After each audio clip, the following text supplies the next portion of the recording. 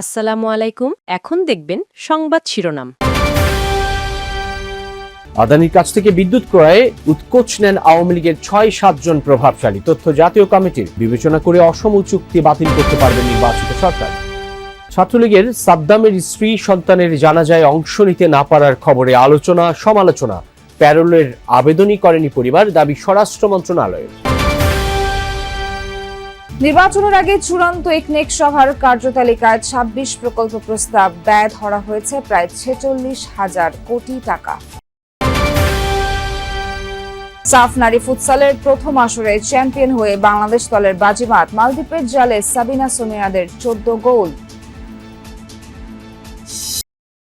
এতক্ষণ দেখছিলেন সংবাদ শিরোনাম, এখন দেখবেন বিস্তারিত। ভারতীয় কোম্পানি আদানি থেকে প্রতি ইউনিট বিদ্যুৎ ৬ টাকা বাড়তি দামে কিনছে সরকার, আর এই জন্য বছরে রাষ্ট্রের ক্ষতি হচ্ছে প্রায় ৫,০০০ কোটি টাকা। তবে সময় স্বল্পতায় আওয়ামী লীগ আমলের বিদ্যুৎ খাতের চুক্তিগুলো বাতিল করতে পারছে না অন্তর্বর্তী সরকার। আজ এই কথা জানিয়েছে এ সংক্রান্ত জাতীয় কমিটি। এসব চুক্তিতে সরকার প্রধানের অ্যাকাউন্টে টাকা না ঢুকলেও সে সময়ের প্রভাবশালী ৬-৭ জনের উৎকোচ নেয়ারও প্রমাণ পেয়েছে কমিটি। প্রত্যাশা এসব বিবেচনায় নিয়ে আদানি সহ অন্যান্য অসম চুক্তি বাতিল করবে নির্বাচিত সরকার। ২০০৯ থেকে ২০২৪ টানা ৪ মেয়াদে ক্ষমতায় থাকাকালে বেশ কয়েকটি বড় বিদ্যুৎ কেন্দ্র চালু করেছিল তৎকালীন আওয়ামী লীগ সরকার। এর প্রায় সবগুলোই বিদ্যুৎ ও জ্বালানি দ্রুত সরবরাহ বৃদ্ধি বিশেষ বিধানের আওতায়, অর্থাৎ টেন্ডার ছাড়াই দেয়া হয়েছিল বিলিয়ন ডলারের কাজ। ৫ আগস্ট ২০২৪-এর পট পরিবর্তনের পর এসব চুক্তি পর্যালোচনা করতে হাইকোর্টের অবসরপ্রাপ্ত বিচারপতি মইনুল ইসলাম চৌধুরীকে প্রধান করে কমিটি করে সরকার। অন্তর্বর্তী সরকারের শেষ সময়ে এসে চূড়ান্ত প্রতিবেদন দিয়েছেন তারা। সেখানে সবকটি চুক্তিতেই ভয়াবহ দুর্নীতি ও দেশের স্বার্থ রক্ষা হয়নি বলে জানালো committee. Under the Quick Announcement of Electricity and Energy Supply Special Provisions Act 2010, which was repealed in the month of November 2024. এর বাইরে যাওয়ার তো কোনো সুযোগ নাই। স্থাপিত বিদ্যুৎ কেন্দ্রের একটা বড় অংশই কাজে আসে না, যার জন্য বছরে ১,০০০ কোটি টাকা লোকসানও গুনতে হচ্ছে জনগণকে। আমরা যদি এই ৭৭০০ থেকে ৯৫০০ মেগাওয়াটের যে খরচটা, সেটার তো ক্যাপাসিটি পেমেন্ট আপনাকে দিতে হবে। সেটার একটা আনুমানিক হিসাব আমরা যেটা করেছি যে ০.৯ থেকে ১.৫ বিলিয়ন ডলার বার্ষিক শুধু ক্যাপাসিটি পেমেন্ট, এই অতিরিক্ত যেটা ব্যবহার অযোগ্য ক্যাপাসিটি, তার কারণেই বহন। নিষিদ্ধ সংগঠন ছাত্রলীগের বাগেরহাটের নেতা সাদ্দামের স্ত্রী ও সন্তানের মরদেহ নিজ গ্রাম ডাঙ্গায় পারিবারিক কবরস্থানে দাফন করা হয়েছে। প্যারোলে মুক্তি না পাওয়ায় জানাজাতেও অংশ নিতে পারেননি সাদ্দাম। শেষবারের মতো দেখতে বাগেরহাট থেকে যশোর কারাগারে নেওয়া হয় স্ত্রী সন্তানের মরদেহ। এই ঘটনায় দেশজুড়েই তৈরি হয় ব্যাপক সমালোচনা। সে তো কোনো খুনি না, তার ছোটখাটো মামলা, তারা কেন জানলো না? কারাফটকেই শেষবারের মতো দেখলেন মৃত স্ত্রী আর শিশু সন্তানকে। জানাজায় অংশ নেওয়ার সুযোগ হয়নি নিষিদ্ধ সংগঠন ছাত্রলীগের বাগেরহাট সদর শাখার সভাপতি জুয়েল হাসান সাদ্দামের। অনলাইন অফলাইন সবখানেই এই নিয়ে চলছে আলোচনা সমালোচনা। প্রশ্ন উঠেছে জানাজায় অংশ নিতে কেন প্যারোলে মুক্তি পেলেন না সাদ্দাম। বাগেরহাট জেলা প্রশাসক বলছেন, প্যারোলে মুক্তির জন্য তার বরাবর আবেদন করেছিল সাদ্দামের পরিবার, কিন্তু বন্দী যশোর কারাগারে থাকায় বিষয়টি তার এখতিয়ারে নেই বলে জানান ডিসি। যোগাযোগ করতে বলা হয় যশোরে। আমাদের এই জুরিসডিকশন সীমাবদ্ধতার কারণে আমরা যশোরে যেতে বলেছি পরবর্তী, এবং আমরা যশোর কারাগারেও কিন্তু আমরা আমাদের জেল সুপার মহোদয়ের মাধ্যমে বলে দিয়েছি যে এরকম একটা বিষয় সেখানে যাচ্ছে আর কি। তো তারা পরবর্তীতে আর করেননি। যশোর জেলা প্রশাসন এক বিজ্ঞপ্তিতে জানিয়েছে, সাদ্দামের পরিবার তাদের কাছে প্যারোলে মুক্তির জন্য কোনো আবেদন করেননি।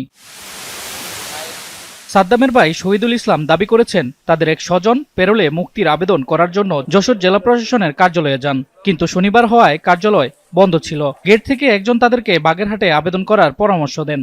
আমাদের বলেছে যশোর ডিসি অফিস থেকে একটা ফরওয়ার্ডিং নিলে, তখন আমরা তো এখান থেকে যাওয়া সম্ভব না, আমি আবার একটা লোক পাঠাচ্ছি যশোর ডিসি অফিসে। তখন সেই ডিসি অফিসের গেটে যে তার সাথে কথা বলছে, যে তা বলছে না, এটা তো বাগেরহাটের কেস, বাগেরহাটের কেসে তো আপনি এইখান থেকে এইখানের ডিসি কিছুই করতে পারবে না। পুলিশ সুপার জানিয়েছেন, সাদ্দামের বিরুদ্ধে স্ত্রীর করা যৌতুকের মামলা সহ বেশ কয়েকটি মামলা রয়েছে। তার স্ত্রী ও সন্তানের মরদেহ উদ্ধারের ঘটনা জাতীয় অর্থনৈতিক পরিষদের নির্বাহী কমিটি একনেকে শেষ হচ্ছে অন্তর্বর্তী সরকারের দায়িত্ব। নির্বাচনের আগে চূড়ান্ত সভা আজ। কার্যতালিকায় 26টি প্রকল্প প্রস্তাব, ব্যয় ধরা হয়েছে প্রায় 46,000 কোটি টাকা। এর মধ্যে 7টি পরিবেশ ও বন মন্ত্রণালয়। সকালে প্রধান উপদেষ্টা ডক্টর মোহাম্মদ ইউনূসের সভাপতিত্বে একনেক সভা শুরু হয়। পরিকল্পনা কমিশন জানায়, সভার মূল নোটিশে 23টি প্রকল্পের নাম রয়েছে। এর বাইরে আরও 3টি প্রস্তাব টেবিলে উপস্থাপন করা হচ্ছে। এর মধ্যে রূপপুর পারমাণবিক বিদ্যুৎ কেন্দ্রের ব্যয় 25,000 কোটি টাকা বাড়ানোর প্রস্তাব রয়েছে, যার আওতায় অবশিষ্ট স্থাপনা নির্মাণ ও কমিশনিং, খুচরা যন্ত্রাংশ সংগ্রহ, নিউক্লিয়ার নিরাপত্তা ও রুশ জনবলের আবাসন বাড়ানো হবে।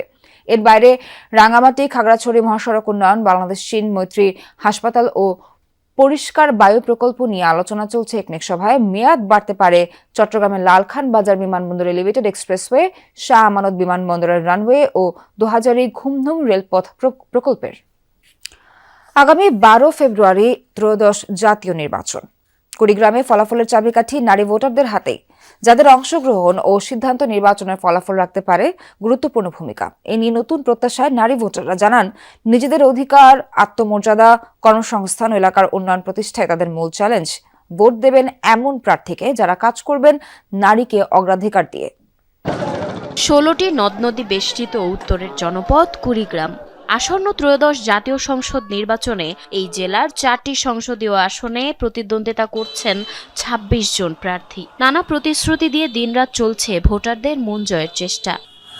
নদীবেষ্টিত এই জেলায় নারী ভোটার 50.22%, আর পুরুষ ভোটার 49.48%। প্রতিটি আসনেই পুরুষ ভোটারের তুলনায় নারী ভোটার বেশি।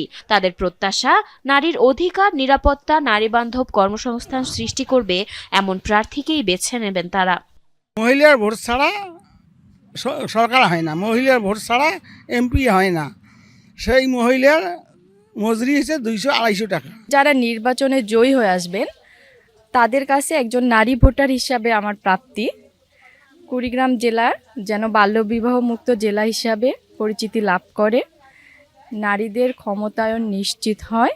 তো একজন নারী ভোটার হিসেবে আমি প্রত্যাশা রাখি এটা যেই প্রথম আসরেই চ্যাম্পিয়ন হয়েছে বাংলাদেশ নারী ফুটসাল দল। রোববার মালদ্বীপকে হারিয়ে এই শ্রেষ্ঠত্ব অর্জন করেছেন সাবিনা খাতুনরা। থাইল্যান্ডের ব্যাংককে নিজেদের শেষ ম্যাচে বাংলাদেশ নারী ফুটসাল দল 14-2 গোলে উড়িয়ে দিয়েছে মালদ্বীপকে।